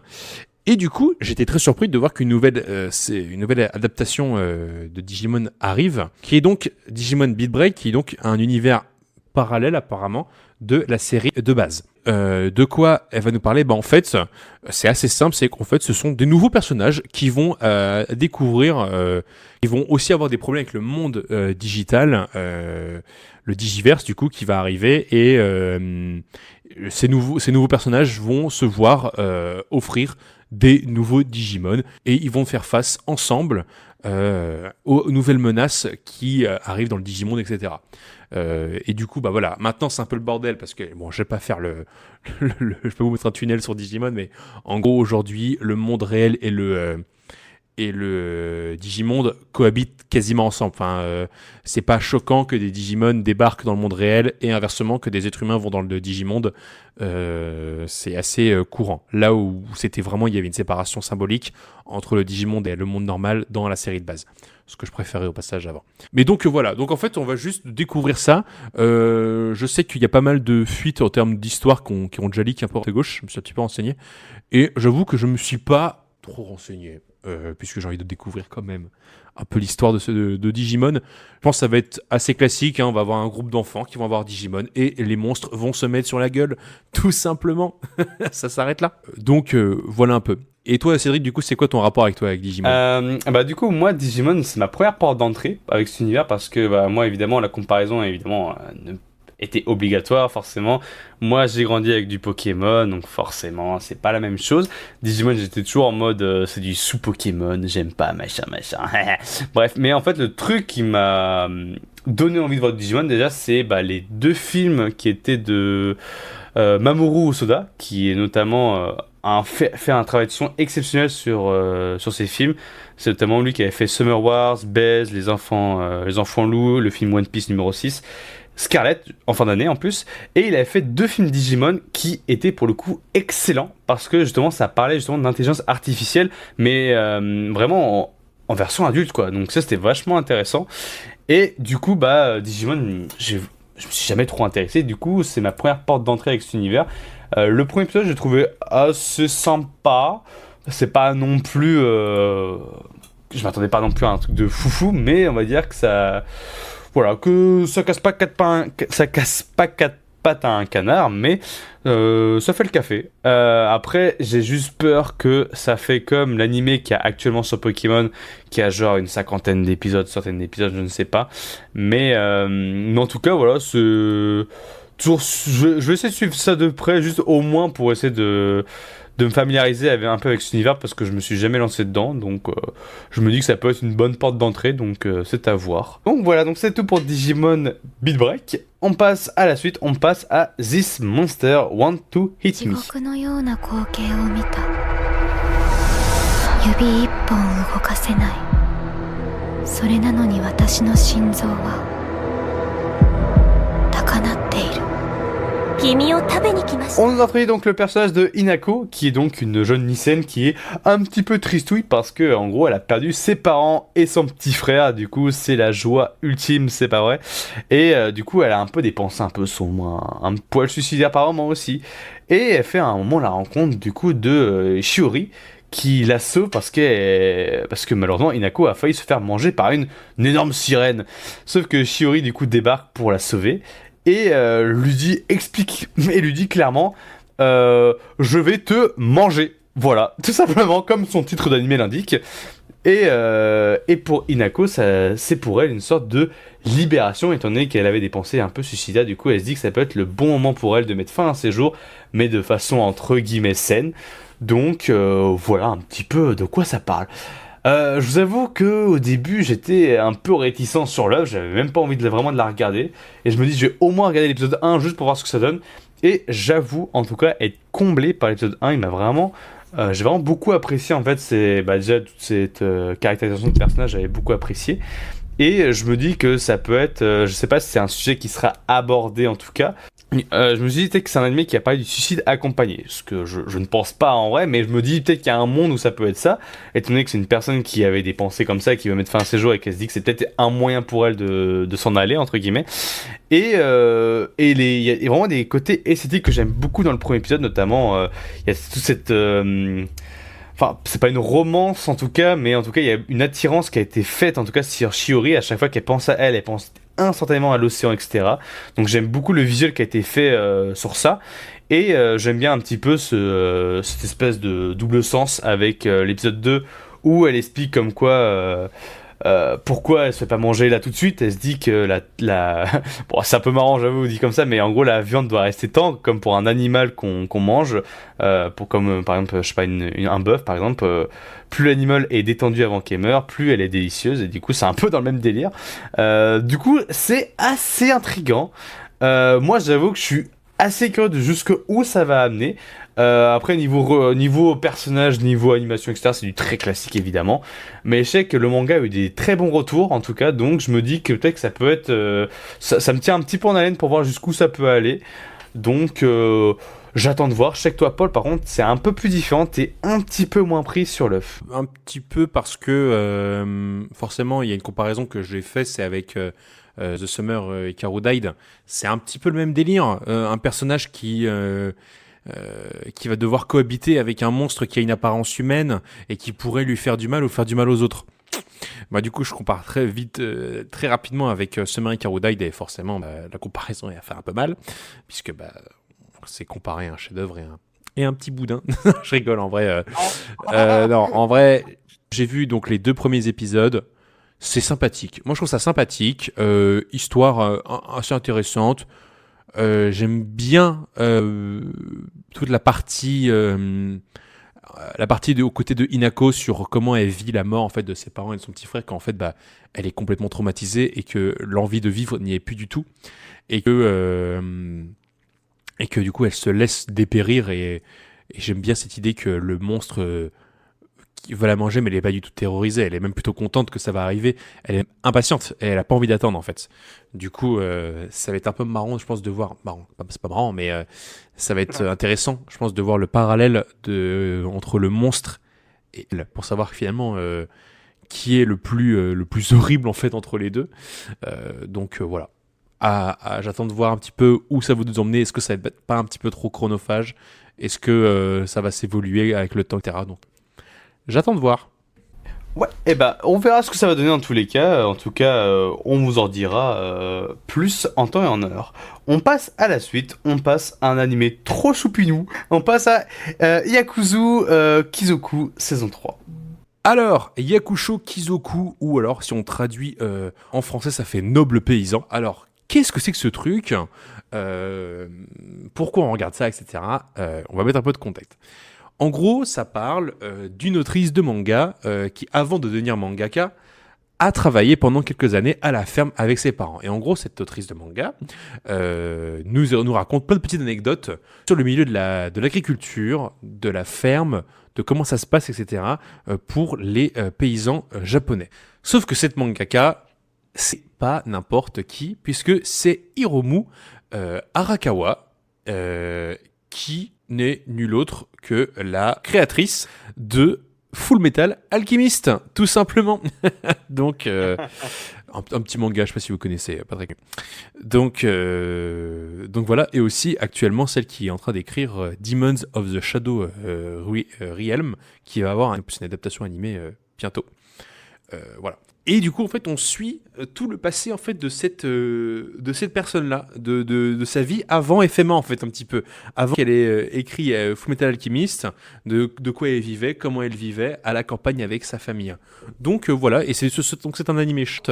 Les épisodes durent moins de 5 minutes, où c'est juste des petites histoires rigolotes sur la vie à la campagne. Et c'est, ma foi, assez intéressant. J'avoue, j'ai appris plein de trucs, moi. Et en plus, des trucs que je me souviens. Genre, c'est même pas en mode... ok d'accord, c'est entendu, et que j'oublie dès le lendemain, pour le coup je me rappelle assez bien de tout ce qu'elle nous enseigne, tout ce qu'elle nous apprend. Donc c'est très chouette. Alors pour l'instant, cette troisième saison n'a pas de diffuseur pour le moment. Du coup, on n'a pas encore accès aux épisodes et pourtant, il y en a déjà 2 de disponibles pour cette saison 3. Donc j'espère pouvoir y avoir accès bientôt parce que moi j'aime bien Yakusho Kizoku.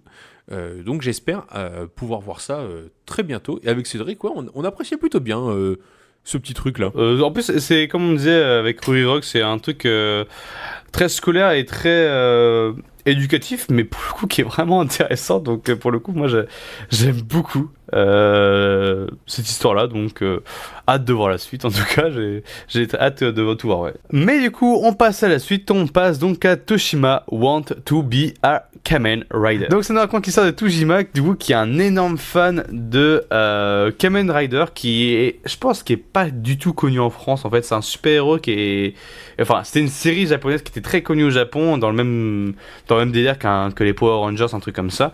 Il y a notamment eu un film qui est sorti il y a 2 ans par le créateur de Evangelion, je sais plus comment il s'appelle, mais bref, c'était exceptionnel. Donc si jamais, je crois que sur Prime Video en plus, c'est vraiment un film de zinzin. Mais du coup, bref, on est sur ce personnage-là, et du coup, qui est un grand fan du coup de ce héros-là. Et du coup, depuis qu'il est gamin, il a pas d'imiter ses poses, d'essayer de se combattre comme lui, etc., d'affronter les méchants et tout, machin. Et du coup, un jour, il va être à un festival et va croiser du coup des malfaiteurs qui sont en train de casser un stand.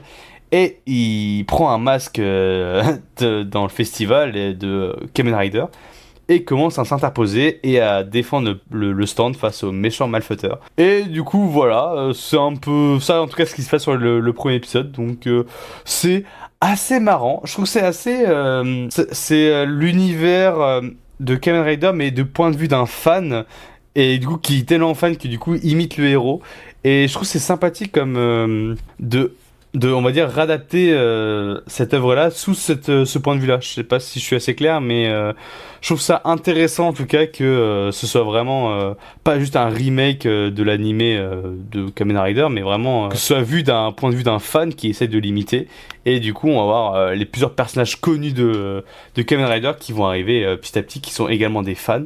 Je me dis, je vais me laisser aller, surtout qu'en plus c'est assez beau visuellement, c'est assez sympa, c'est rigolo, donc je suis pas mal. Et je sais que toi, Paul, je sais que t'es très très fan d'ailleurs de cet animé. Ouais, moi j'ai adoré pour le coup le premier épisode. J'ai pas encore vu le deuxième, j'ai vu que le premier, mais ouais, j'ai vachement kiffé. J'ai trouvé ça drôle, j'ai trouvé ça touchant, j'ai trouvé ça beau. Plein de trucs en fait, et je trouve que ça marche bien. Ce mec qui est complètement fan de Kamen Rider et qui donne tout pour faire ça, et que même après les insultes, les moqueries, etc., bon, en fait, il s'est accroché, et même au moment de craquer, il y retourne, et il est tellement content de pouvoir incarner son héros qu'il en pleure devant les ennemis. Donc c'est assez drôle, je trouve. Et qu'il y ait même en plus, il y a même le méchant, un fan qui veut incarner le méchant de Kamen Rider. Enfin bref, je trouve ça très drôle, très original. Et je trouve ça cool, comme tu dis, de mettre d'une certaine manière en lumière une licence que nous on ne connaît pas trop en France, qui est Kamen Rider. Donc moi, voilà, je suis assez charmé, j'aime beaucoup. Du coup, on passe à la suite, on passe à Dusk Beyond the End of the World. 眠りから覚めた時、そこは200年後の世界だった。アキラ、私と結婚してください。結婚？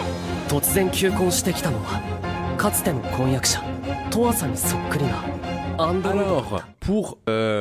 pour Dusk Beyond the End of the World, qu'on va, je pense, résumer à Dusk, ça ira. Sera plus simple pour le phraser. De quoi ça parle? On commence. Alors, faut savoir qu'avant de démarrer la série, il y a un épisode 0 à regarder qui est très très bien. Et du coup, c'est l'introduction. On suit donc Akira et Toasa, qui sont frères et sœurs, mais pas de sang, puisque Akira a perdu ses parents lors d'un accident, et du coup, il vit chez le meilleur ami de son père, qui l'a recueilli, et il a une fille qui est Toasa. Donc ils sont frères et sœurs par adoption, quoi, en fait. Donc voilà, et son père, du coup, le père de Toasa, du coup de la fille, il a investi énormément d'argent dans l'intelligence artificielle et sa fille, Toasa, travaille aussi dans l'entreprise. Et c'est une génie puisqu'elle a réussi à créer des IA absolument dingues. Et tellement que ça a pris de l'ampleur, il a commencé à avoir des mouvements contestataires sur le sujet, et où elle était vachement critiquée. Et donc voilà.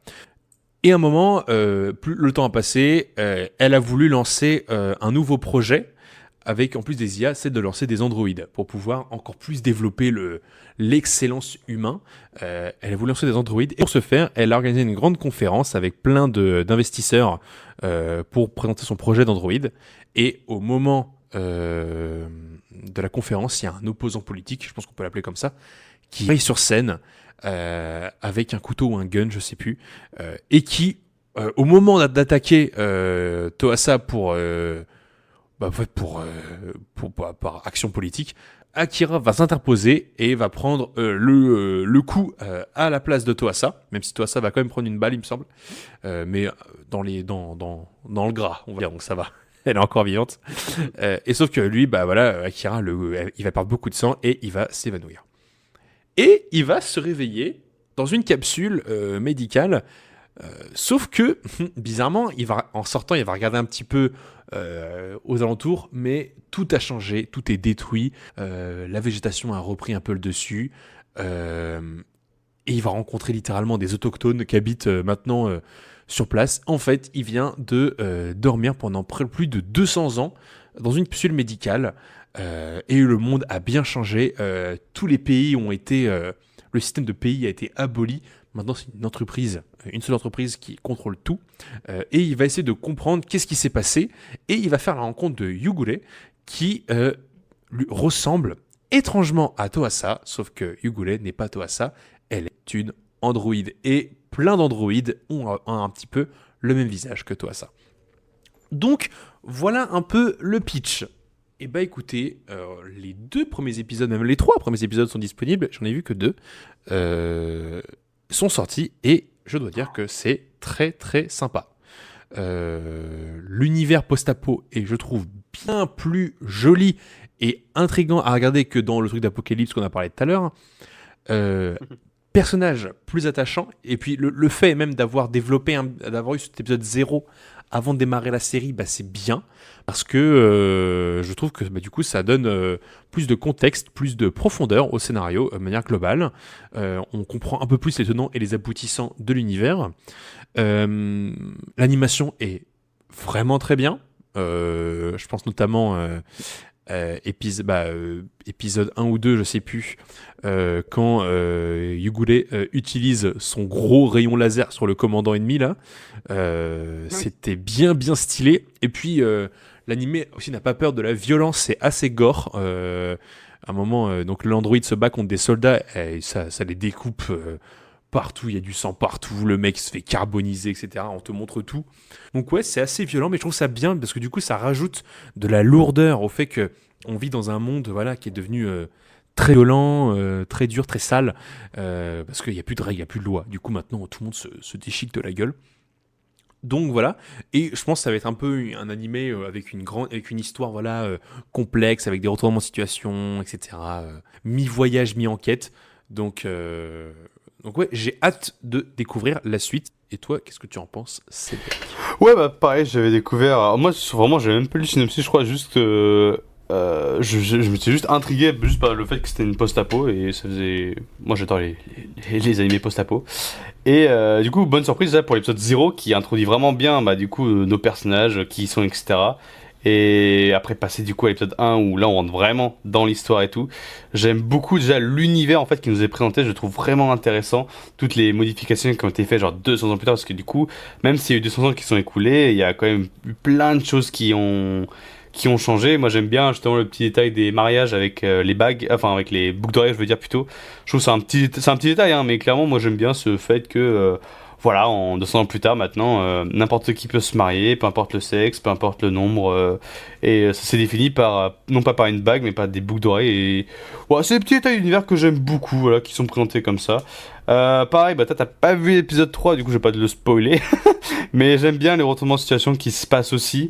Donc non, pour le coup là c'est une assez bonne découverte. J'ai hâte de voir en fait jusqu'où l'univers va aller, justement qu'est-ce qui va se passer quand du coup notre personnage va aller sur la tombe de sa sœur. Il y a plein de trucs voilà qui m'intéressent, juste que tout ça qui peut être vraiment très intéressant à développer. Et oui, pour le coup c'est clairement plus intéressant que Turning After the Apocalypse qui est clairement meilleur sur plein d'autres aspects.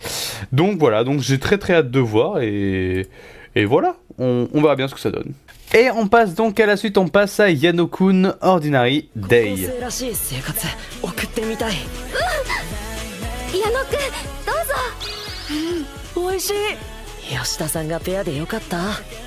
私も仲良さげじゃん。 Alors l'histoire elle est extrêmement simple, assez basique. On retrouve le personnage de Kyoko Yoshida qui est du coup la déléguée il me semble de la classe dans le lycée où ils sont.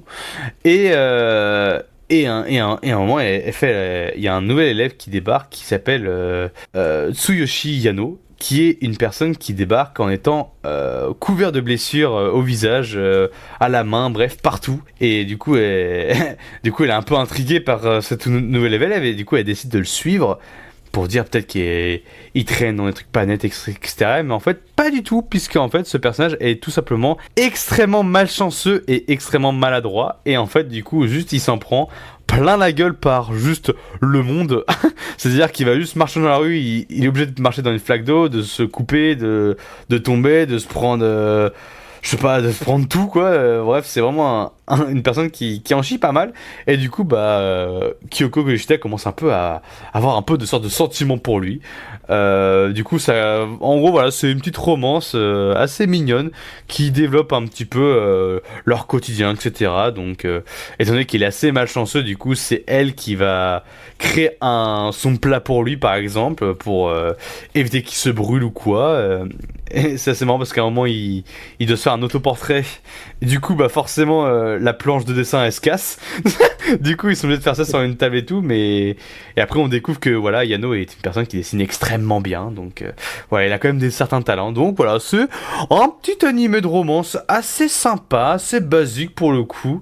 J'aime bien, en tout cas, tout le petit groupe de personnages qui nous est présenté. Donc, j'ai hâte de les suivre chaque semaine. On va voir un petit peu ce que ça donne. Bon, allez, on passe à l'avant-dernier animé commun, puisqu'il s'agit de My Statue as an Assassin, bref, le isekai de la saison. 正直ずっと高揚している。物語で見たような世界に自分がいることに。あなた何者ですの？通りすがりの暗殺者だ。 Donc, alors, My Statue as an Assassin obviously excède The Heroes, qu'on va juste résumer à l'isekai de la saison. De quoi ça parle ? C'est très simple. En fait, on commence dans une classe, dans un lycée japonais. On voit plusieurs profils, plusieurs personnages, et là, boum, incantation magique au mur, au sol, sur les plafonds, sur les fenêtres, blablabla. Et ils sont, toute la classe est téléportée dans un monde magique. Wouhou. Chaque lycéen va pouvoir recevoir des dons, des pouvoirs magiques, et ils vont les découvrir en allant chacun son tour tester leurs pouvoirs sur une boule magique et voir un peu leurs compétences. Sauf que le personnage principal, Akira Oda, lui, il check ses stats et il se rend compte, en regardant ses stats, il a des stats beaucoup plus élevés que n'importe qui. Et en fait, il est complètement cheaté par rapport à tout le monde. Donc, il préfère pas aller voir sur la magique et montrer à tout le monde ses stats. Et vu que c'est quelqu'un qui est assez discret dans la vie de tous les jours, et personne ne le remarque. Et voilà, il fait sa vie. Et en plus de ça, coup de bol, il a un pouvoir de discrétion. Ouh. Donc, c'est pas mal, c'est pratique. Et il va se rendre compte en fait, Akira, que dans ce lieu un peu bizarre, parce qu'on leur a dit que voilà, on les a invoqués, parce qu'il fallait répondre à un grand problème dans le pays, etc. On a besoin de vous, nanana. Il se rend compte que il y a un truc qui se trame, qui est un peu bizarre. Il y a une espèce de magouille avec le roi, que un truc bizarre se passe. Et donc Akira et un personnage qu'il va rencontrer au sein de l'école, donc Saran Mitraille, pensent aussi qu'il se passe un truc bizarre et donc ils vont un peu comploter tous les deux contre le roi de ce lieu. C'est hyper basique comme scénario, le truc qu'on a vu 1000 fois partout. Mais alors vous allez me dire, mais pourquoi vous regardez, pourquoi vous trouvez ça sympa ? Et bah parce que, en fait, techniquement et visuellement, c'est impeccable. Mais, genre vraiment, c'est impeccable. L'animation est top. Plan de caméra original, je dois dire, pour un isekai de ce genre. Combat nerveux, c'est bien rythmé. En fait, c'est simple, mais tout s'enchaîne très bien. C'est assez divertissant pour le coup. Les combats sont vraiment bien. Le scénario, on s'en branle en fait, on n'est pas là pour l'histoire. Juste, on profite du miel qui nous est mis sous les yeux. Un peu comme l'animé Wistoria qui est sorti il y a quelques temps, où en fait c'était un shonen pareil, très classique dans une école de magie, mais c'était visuellement très très beau. Et bah là, c'est exactement pareil. C'est très très beau, et c'est bien fait. Donc bah, nous, avec Cédric, quand les choses sont bien faites, et bah du coup on aime bien. On n'est pas totalement réticent. Si c'est bien fait, bah on consomme. Oui, et puis surtout, c'est pas un isekai qui propose du fanservice à outrance, donc je me dis, il y a un petit truc à aller regarder, et ouais, pour le coup, j'aime vraiment bien. Il y a surtout ce plan, en fait, du tout début de l'œuvre, où en gros, c'est un chevalier qui se combat sur un toit, et en gros, il y a l'épée de l'ennemi qui s'envole en l'air, et du coup, il s'est tranché par cette même épée, mais du coup, tu vois que la caméra, en fait, elle descend en même temps que l'épée, et du coup, la personne meurt hors champ, mais t'entends quand même l'épée trancher le gars. Sauf que la caméra, du coup, hop, elle descend, paf, et hop, on transitionne avec une autre scène. Et là, je suis en ça c'est bien ça, ça j'aime bien. Donc, ouais, bon, bah écoute. Après, le truc, c'est que le côté isekai, il est tellement remballé en même pas quelques secondes, vraiment. Toute la classe se fait téléporter, tout le monde en mode. Qu'est-ce qui se passe, machin Et il y a des gens qui débarquent en mode c'est des cosplayers. Et ils disent bonjour, bah bienvenue, vous êtes téléportés, donc voilà, faut affronter des démons. Ok. Bon bah d'accord. Mais voilà, c'est tellement débile qu'on est en mode ok, y a pas de souci, encore une fois, faites ce que vous voulez. Visuellement moi ça me plaît, donc écoute, on va voir ce que ça donne, mais attention, parce que les isekai, des fois on connaît, des fois ça peut peut-être partir en couille, donc on va voir ce que ça va donner. Et on va terminer avec la dernière œuvre commune qui est Let's Play. 時々思う人生はゲーム最難関のクエストだらけの一体どうやってプレイすればいいの Alors non, ce n'est pas malheureusement le Let's Play de Sifano sur Breath of the Wild qui est adapté, mais bel et bien une œuvre originale du coup d'une créatrice de contenu qui a fait du coup alors je crois que c'est un webtoon qui a fait qui est quand même assez populaire apparemment. Et du coup, il y a une adaptation du coup qui a été développée qui s'appelle du coup brièvement Let's Play. En gros, l'histoire, ça raconte du coup l'histoire de Sam Young qui développe un jeu vidéo et qui quand même qui fait des jeux indés assez intéressants, pas mal, tout ça quoi. Sauf que il y a un YouTuber ou streamer, je ne sais plus, qui s'appelle Marshall Law, je crois que c'est ça, qui du coup teste son jeu du coup en stream. Sauf que bon, on les connaît les YouTubers, c'est quand même un peu ils sont un petit peu débiles, hein. Du coup, bah forcément, ils trouvent que le jeu est à chier, et sauf qu'ils respectent pas en fait ce que la créatrice du jeu a fait. C'est-à-dire que le mec il skip les tutos, il passe ses cinématiques, il avance sans trop réfléchir, bref, il joue mal l'expérience de jeu. Du coup, forcément, il dit comme quoi le jeu est tout pourri, et malheureusement, bah ça a des répercussions parce que du coup, le jeu qu'a développé Sam Young, du coup, se fait arracher du coup par le public et les critiques.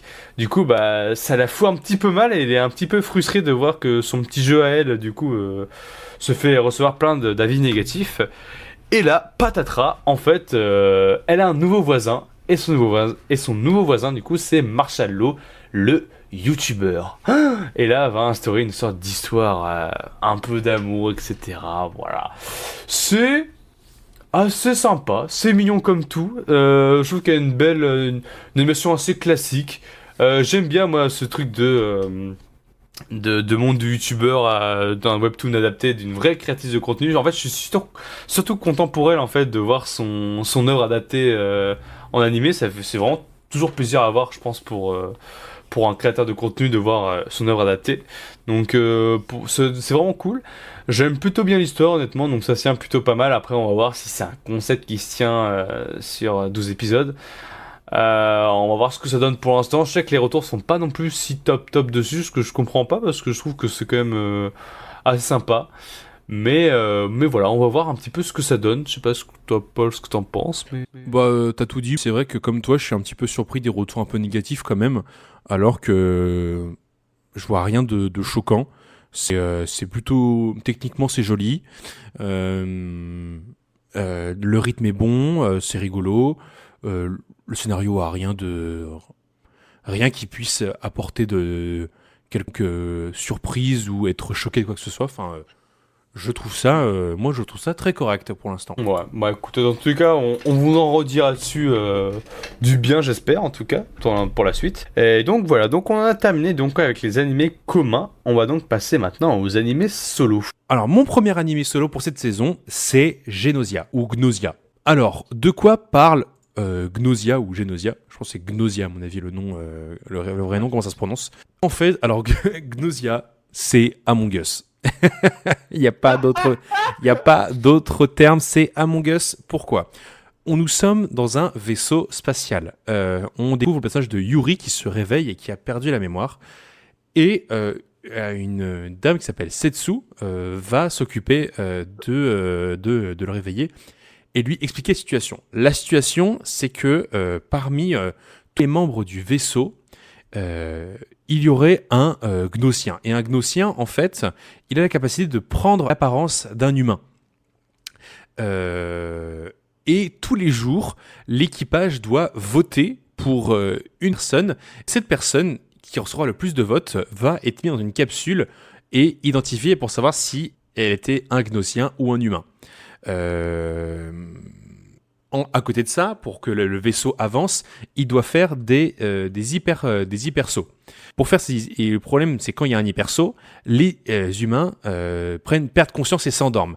Un Gnosien, lui, n'est pas affecté par le fait d'être endormi lors des hypersauts. Et du coup, il peut en profiter pour tuer, pendant qu'il dorme, un membre de l'équipage. Donc...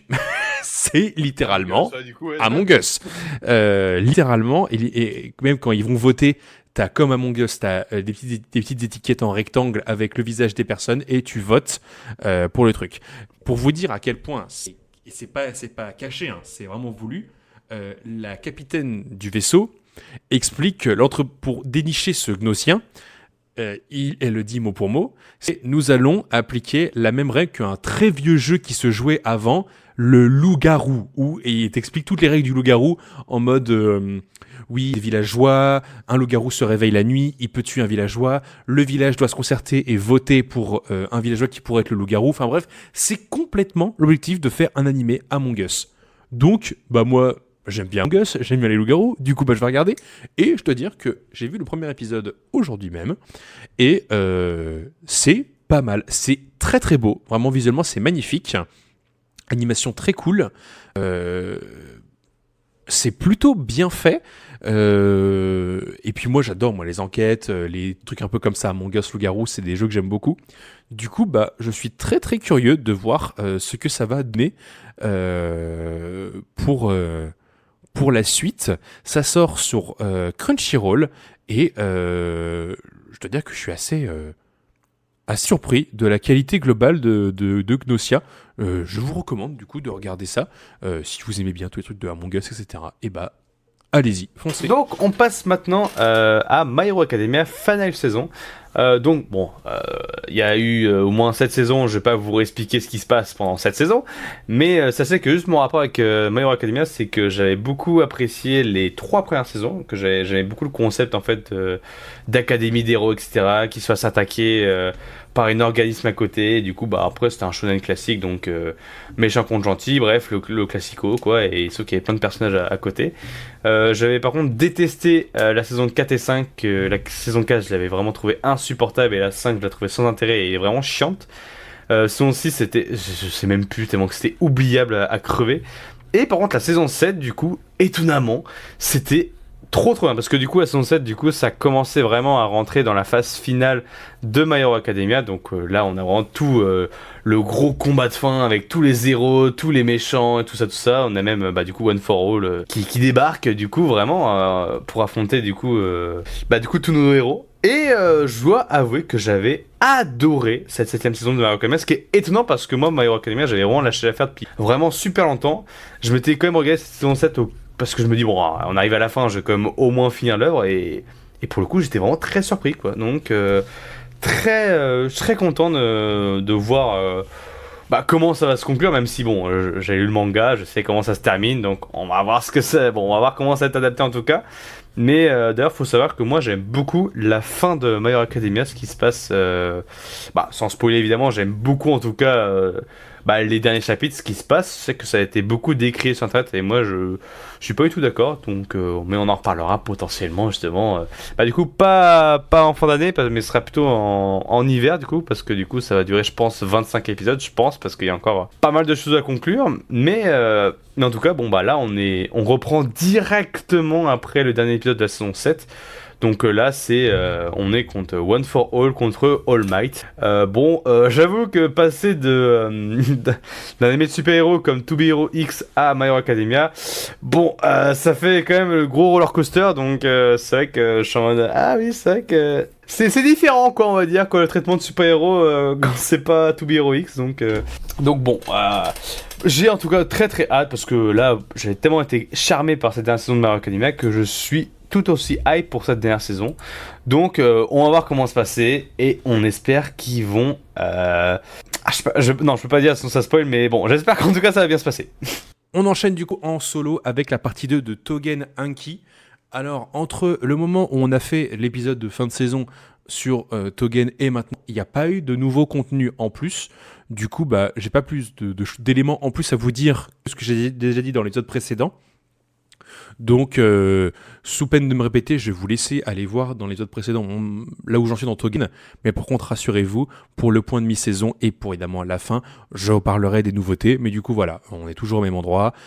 Fin de premier arc pour Tougen, début d'un nouveau dans l'arc à Tokyo, du coup. Et on va voir un petit peu ce qui se passe avec toute notre équipe de démons, tout simplement. Et du coup, on passe à la suite, on passe donc à la saison 3, cette fois de Spy Family. Spy Family, c'est assez connu, je pense que vous connaissez aussi. Donc, on a Lloyd qui doit du coup former une fausse famille pour détourner des situations politiques actuelles. Spy Family, c'est très très drôle, c'est assez amusant, c'est très sympathique, très mignon. Moi j'ai adoré la première saison, la deuxième aussi, j'ai beaucoup aimé le film White Code. C'est juste la continuité de tout ça. Donc surtout que là en plus on explore un peu le passé de Lloyd, que pour l'instant j'aime beaucoup. Donc voilà, pas grand chose à dire honnêtement sur Spy Family, ça se regarde comme des bonbons, c'est vraiment tout choupi, trop bien. Donc c'est White Studio derrière en plus, donc c'est magnifique. Donc voilà, pas grand chose à dire de plus. J'ai hâte de voir quand même si ça avance un petit peu dans l'histoire, parce que là ça fait quand même c'est comme pour Love is War, à une époque où oui d'accord, on a compris la ligne rouge, mais à un moment donné peut-être que ça avance quand même, parce que là on reste quand même à un certain point mort, ce qui est un petit peu embêtant quoi. Donc voilà. J'enchaîne du coup avec mon prochain animé solo qui est My I Ask for One Final Thing, avec un accent anglais des plus qualitatifs. Alors, de quoi ça cause ? On suit Scarlett Vendimignon, qui est une jeune femme de la bourgeoisie et qui a, dès sa naissance, été maquée avec un autre petit de la bourgeoisie, mariage purement politique. Et sauf qu'en fait, ce petit garçon est un odieux connard, parce qu'en fait, il traite Scarlett comme une chienne, littéralement. Il la tape, il lui tire les cheveux, il lui crache dessus, il la pousse, il la maltraite, il la harcèle. Et de sa naissance jusqu'à ses 17-18 ans. Et sauf qu'en fait, Scarlett, elle a toujours tout pris sur elle. Elle a beaucoup accumulé. Et pour se défouler, elle s'est mise un peu au sport de combat à côté de ça. Donc elle tapait un peu dans les murs pour un peu se défouler parce qu'elle n'en pouvait plus. Et pour couronner le tout, ce mec avec qui elle est restée toute sa vie, donc qui s'appelle Kyle, décide au moment de devoir se marier de annuler le mariage et d'aller se marier avec une autre fille. Donc pendant 17-18 ans, il lui a fait baver tout ça pour rien et laisser moisir sa famille. Du coup, à la réception où il lui annonce ça, Scarlett va péter un câble et lui mettre une énorme patate. Une patate du turfu devant tout le monde, un coup bien sale. Et au pire, elle a vu que tout le monde l'a regardé mal et s'est dit, bah écoutez, je vais casser la gueule à littéralement tous les invités de la fête. Du coup, elle a pété la gueule à absolument tous les bourgeois avec des grosses pandales dans la bouche. Et elle décide de partir un peu en rébellion contre ce système de bourgeoisie et d'aller foutre un peu le bordel là-dedans en cassant la gueule à littéralement tous les bourgeois qu'elle va voir passer dans la rue. Voilà. Ah oui. C'est un défouloir, on peut le dire ça comme ça. C'est que là, faut se dire, regarder en tête qu'on va voir une nana qui va péter la gueule à plein de gens. Elle va s'entourer d'une petite équipe de copains qui va l'aider pour fomenter sa vengeance contre ce système, et donc voilà, elle va profiter de sa place d'ancienne bourge pour pouvoir accéder à tout ce système-là et leur casser la gueule le plus possible. Et elle est devenue super balèze, et one shot plein de gardes du corps, plein de bonhommes, plein de bêtes, etc. Donc elle est devenue super balèze, et il y a une espèce de mini-romance aussi entre elle et du coup le frère de Kyle, Julius, qui est pour le coup beaucoup plus sympa, qui a toujours beaucoup apprécié Scarlett et qui ne se cache pas de lui dire qu'il a toujours été très amoureux d'elle.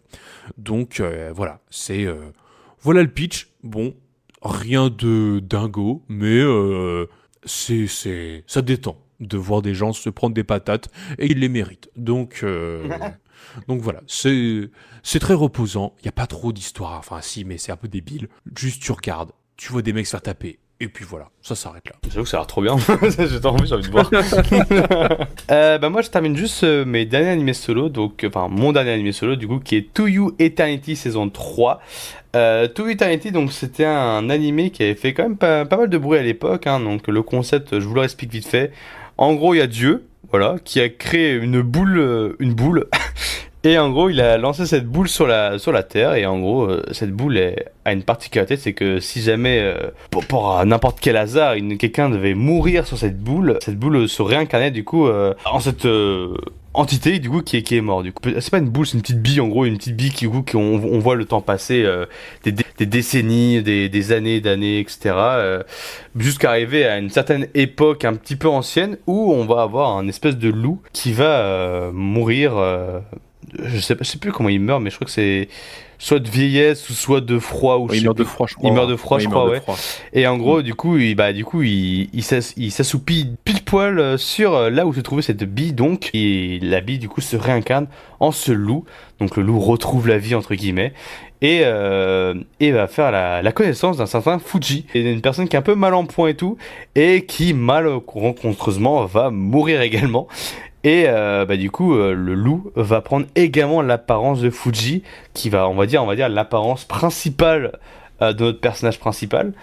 Parce que du coup, voilà, le don de Fuji, on va dire, c'est que maintenant, quand il verra une personne décédée sous ses yeux, et il pourra prendre l'apparence de n'importe qui. Et du coup, on va voir du coup plein d'histoires qui vont s'enchaîner.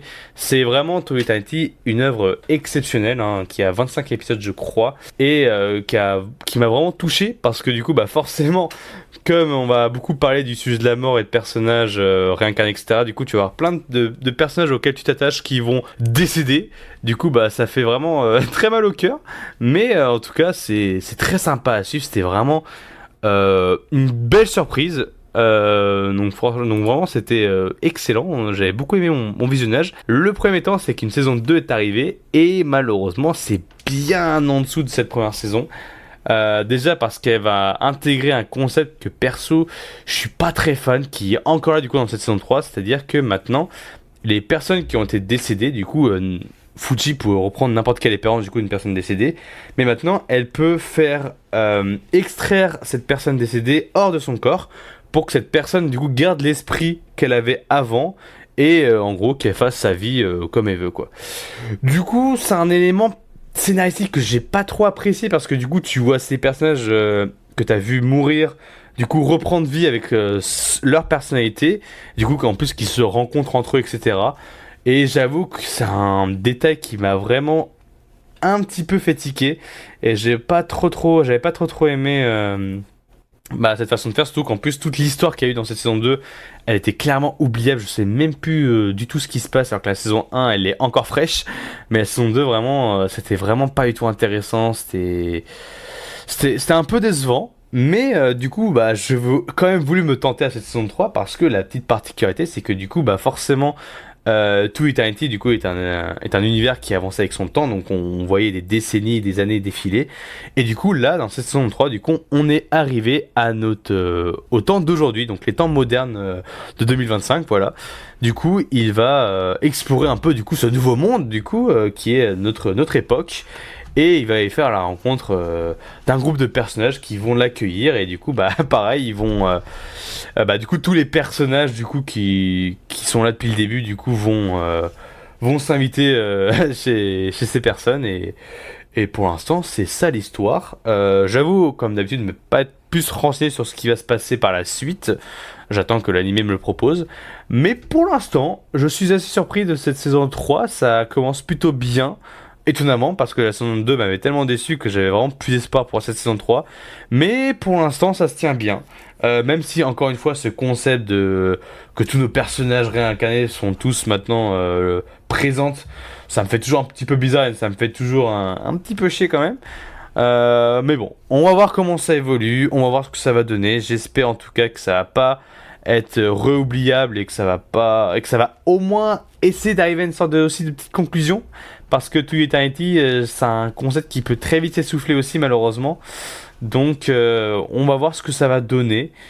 Et voilà. Du coup, je reprends la main sur les animés solo et on enchaîne cette fois avec A Wild Last Boss Appeared. Je vais aller très très vite sur celui-ci parce que c'est encore un isekai. Non, le mec dit qu'il aime pas ça, mais en fait il regarde 6 par saison, c'est une catastrophe. Donc alors, de quoi ça parle ? C'est encore une fois tout con, c'est comme Apocalypse Bringer Mingora la saison dernière.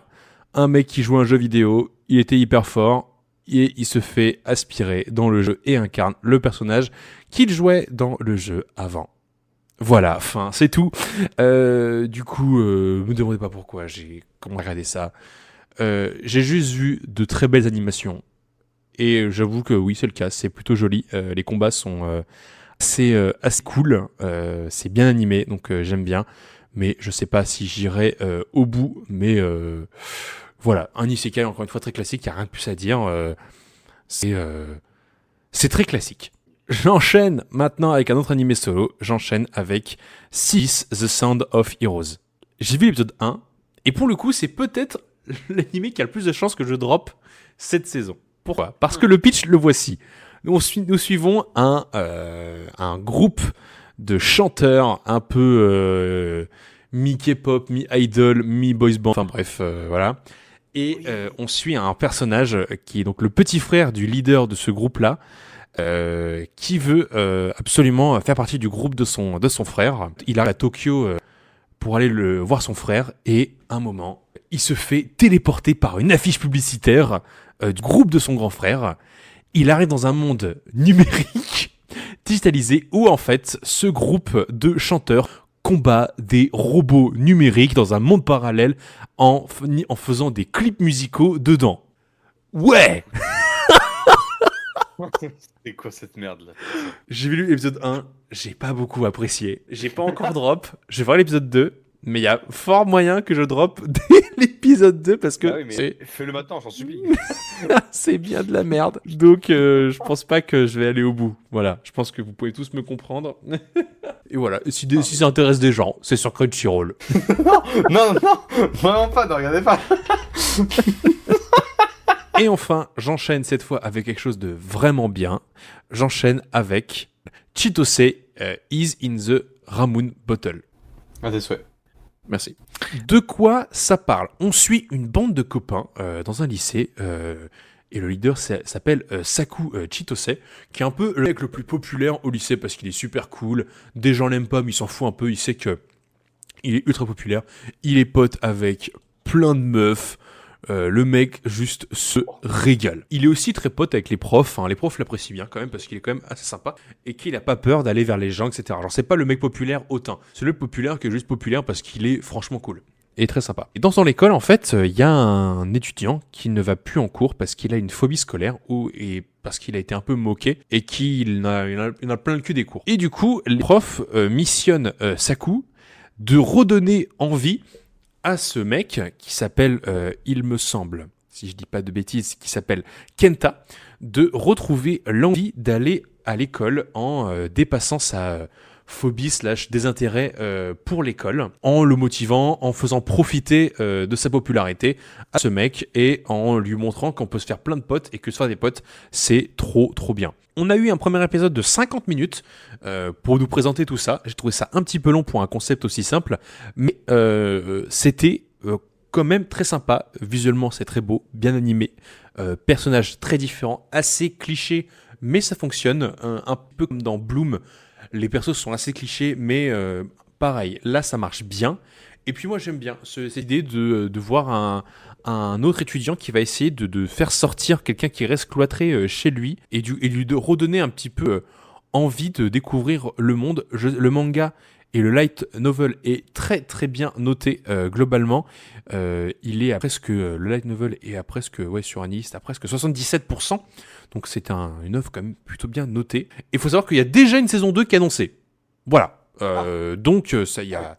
Le studio Phil est assez confiant dans la diffusion de son œuvre, donc ça m'a titillé, ça m'a interpellé, et je me dis, s'ils sont aussi confiants, c'est que ça doit être vraiment bien. Donc je vais me lancer dans cette histoire d'amitié et d'école. Donc voilà un petit peu, pas trop d'attente, on va voir un petit peu ce que ça nous propose. Donc voilà pour ce lancement de saison d'automne 2025. Encore une fois, vous avez vu beaucoup de choses à voir. On a hâte de vous partager nos avis là-dessus et puis de découvrir tout simplement les histoires qui nous sont proposées pour cette saison. Donc, petite saison par rapport à la saison d'été qui a été très chargée en grosse production. Là, on a plein de petits projets à droite à gauche, donc ça va être pas mal. Ça nous laisse le temps de reposer avant la saison de hiver 2026 qui est là par contre. Ça va être quelque chose, ça va être assez énorme, il va falloir vraiment être là pour vivre l'histoire. Ça va être assez dingue. Mais donc voilà, petite saison pour cette fin d'année, pas plus mal. Ça nous laisse bien le temps de faire le bilan de cette belle année 2025 en termes d'animé. Donc voilà. N'hésitez pas à nous suivre sur nos réseaux sociaux, Instagram et TikTok. Il y a plein de contenus inédits, donc n'hésitez pas à aller voir ça. Comme d'habitude, n'hésitez pas à laisser une petite notation sur le podcast. Ça permet de nous référencer sur les différentes plateformes. Et puis nous, on n'a plus qu'à vous souhaiter une très bonne soirée ou une très bonne journée. Et à la prochaine. Salut tout le monde. Ciao.